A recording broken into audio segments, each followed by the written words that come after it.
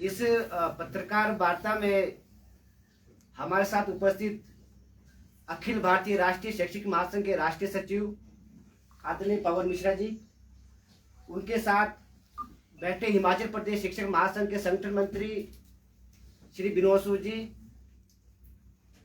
अखिल हिमाचल प्रदेश शिक्षक महासंघ के वरिष्ठ उपाध्यक्ष जयशंकर ठाकुर जी, मेरे दाहिनी तरफ शिक्षक महासंघ के सह संगठन मंत्री विषम जी और हिमाचल प्रदेश शिक्षक महासंघ के कोषाध्यक्ष डॉक्टर यशवंत जी।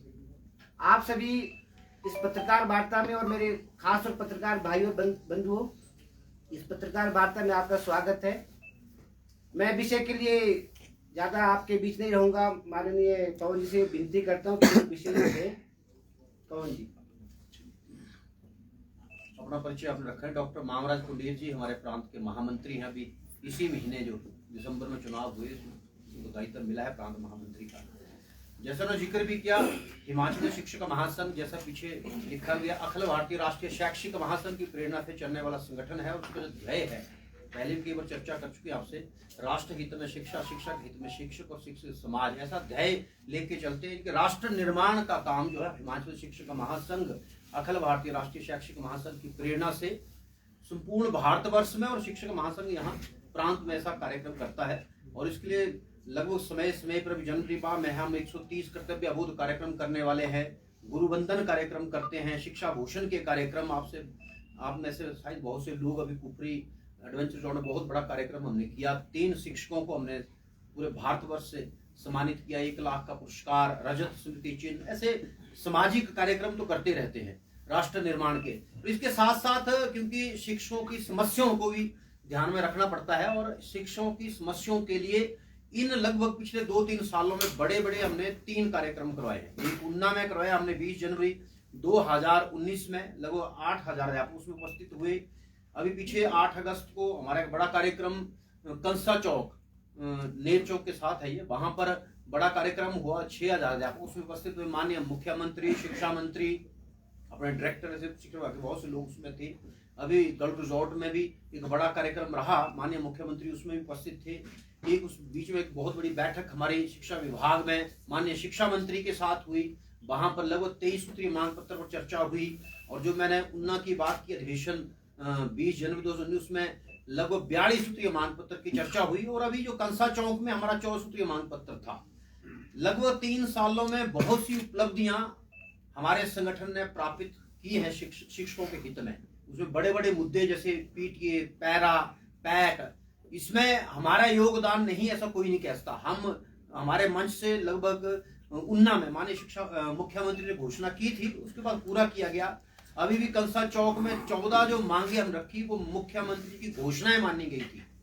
इसका डॉक्यूमेंट अपने सेक्रेटरीट में उपलब्ध है, वो घोषणाएं मानी गई थी। और एक बड़ी तत्काल जो उन्होंने मांग बड़ी जो पूरी की कि ये जो अपने शास्त्री, एलटी, जितने भी सीएडबी के है या जेवीटी है, ये जिन जिलों में लग जाते थे 13-13 वर्षों तक अपना स्थानांतरण नहीं करा सकते थे, परंतु हमारे वहां मंच से घोषणा की और पत्र में भी लिखा है 8/8/2021 की घोषणा के अनुसार, ऐसा उस लेटर में भी लिखा गया है। तो वहां उस तुरंत पूरा कर दिया गया। टैट की अनिवार्यता जीवन भर मान्यता एक ही वो किया गया। तो ऐसे लगभग 7 उपलब्धि इसी वर्ष की हमारे संगठन को प्राप्त हुई है, जिसमें जेवीटी की जो मैं बात की, जेवीटी और सीएडबी अध्यापकों जिनकी नियुक्ति जिला स्तर पर होती है, उनके लिए ट्रांसफर में लगी शर्त को 13 वर्ष से 5 वर्ष किया गया। और नए वेतनमान की सिफारिशें जो मैंने कहा 14 मांगे वहां माननीय मुख्यमंत्री घोषणा में, उनमें ये भी एक मांग थी जो कल इसका जो है पत्र जारी हो गया है। अनुबंध काल 2 वर्ष की घोषणा भी उसमें थी, 2 वर्ष किया गया। टैट की वैधता को जीवन भर किया गया। और वोकेशनल टीचर लगते हैं स्कूलों में, उनकी जो वेतन है वो 19,000 करवाया गया। एसीआर का बड़ा लफड़ा रहता था पहले। एसीआर जो है आपकी वहां से टीचर भेजता था और वो डायरेक्टर में नहीं पहुंचती, कईयों की मिलती नहीं थी। टीचर बहुत से टीचर जो है एसीआर की वजह से पदोन्नत नहीं हो पाते थे, तो उसको ऑनलाइन कराया गया। ये हमारी 13 जुलाई को बैठक हुई थी 2021 में, वहां पर ऑनलाइन की बात कही थी और बाद ऑनलाइन कराया गया। एक एनआरएसटी और ईजीएस के टीचर थे, इनको कॉन्ट्रैक्ट पे लाया गया। तो ऐसी 7 उपलब्धियां 2021 की हमारी है। परंतु अभी बहुत से जो मुख्य मांगे हैं वो 2-3 ऐसी जो पेंडिंग चल रही है। और कल हम चीफ सेक्रेटरी से मिले, हम नए शिक्षा सचिव जी से मिले। 1 तारीख को हमारी लगभग 15 मिनट माननीय मुख्यमंत्री से वार्ता हुई। तो चीफ सेक्रेटरी ने, क्योंकि पिछले बजट में घोषणा हुई थी कि हाई लेवल की मीटिंग होगी, तो वो मीटिंग नहीं हो पाई। तो कल उन्होंने कहा कि हम हफ्ते भर में इस बैठक को करा देंगे। और इसमें जो सबसे बड़ा ज्वलंत मुद्दे जो हमारे हैं कि एसएमसी जो है, इसको सरकार तर्कसंगत नीति बना के जब कॉन्ट्रैक्ट पे ले या कोई नियमित करने का रास्ता बनाए।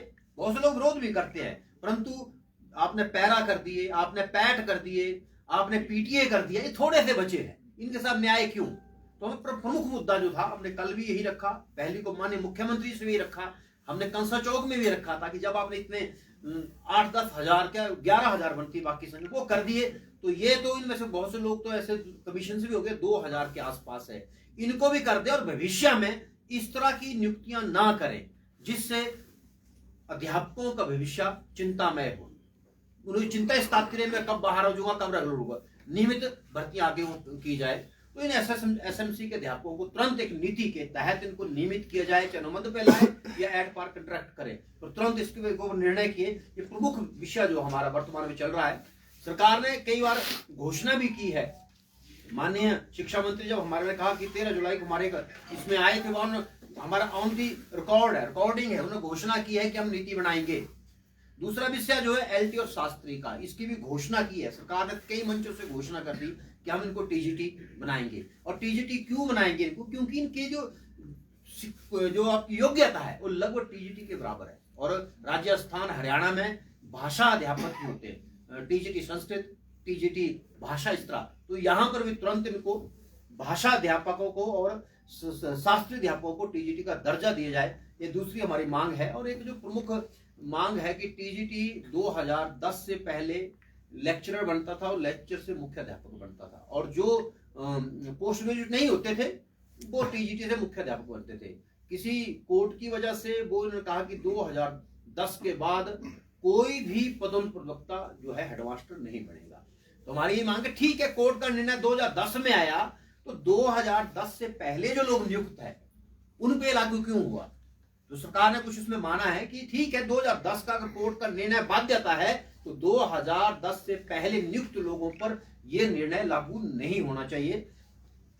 और एक छोटा सा विषय था, पता नहीं क्यों नहीं किया, क्योंकि आपने भी देखा होगा सेकेंडरी स्कूल जो होते हैं इसमें पूरा कंट्रोल 6 से लेकर 12 तक प्रधानाचार्य का होता है, परंतु एक प्रिंसिपल के 2 डायरेक्टर हैं। अगर वहां पीटीआई है, वहां एलटी है, उसका कंट्रोल जो है 10वीं तक वो पढ़ाते हैं, उसका कंट्रोल जो है आपका प्रारंभिक शिक्षा निदेशालय के पास है। अब एक टीजीटी जो प्रारंभिक निदेशालय के पास उसकी पदोन्नति होनी है, उसका सारा रिकॉर्ड देखेगा, प्रारंभिक पदोन्नत करना है उसको सेकेंडरी ने, और ये सालों साल लग जाते हैं। इसको मार्च में शुरू करते, अगला मार्च आ जाता है, पर कहते जी एलिमेंट्री से आपकी एसीआर नहीं, आपका रिकॉर्ड नहीं है। तो हमने कहा कि आप 6 से 12 पहले की तरह उच्च शिक्षा के अधीन हो, और अब क्योंकि अब तो आपका साथ में नर्सरी केजी वगैरह जुड़ जानी, तो 2.5 साल के बाद जो 12 वर्ष की शिक्षा है प्रारंभिक शिक्षा निदेशालय के अधीन हो। इस शर्त को वैसे मान लिया गया है पर लागू नहीं हुई अभी तक से पहले। 1 जनवरी 2000 से पहले की जो पेंशन, पुरानी पेंशन योजना है उसको बहाल किया जाए, क्योंकि ये जो वर्तमान में जो एनपीएस चल रहा है इसमें बहुत से अध्यापक ऐसे भी देखे गए कि जब वो सेवानिवृत्त हो तो उनकी तनख्वाह, उनकी जो पेंशन बनी 218, 1008, 1100 रुपए, और 1100 रुपए में किसी का गुजारा आज तक होना संभव नहीं है। 2012 से पूर्व जो एचटी प्रमोट होते थे उन एचटी को इंक्रीमेंट नहीं मिली है, 2012 के बाद प्रमोट उन्हें मिली है, तो एक विसंगति है। इसका आग्रह माननीय मुख्यमंत्री से किया हमने। और अपने प्रवक्ता न्यू स्कूलों में लेक्चरर हैं, दोनों बराबर है, सब कुछ बराबर है, एक प्रवक्ता न्यू है और एक प्रवक्ता है, तो न्यू शब्द को तुरंत हटाया जाए।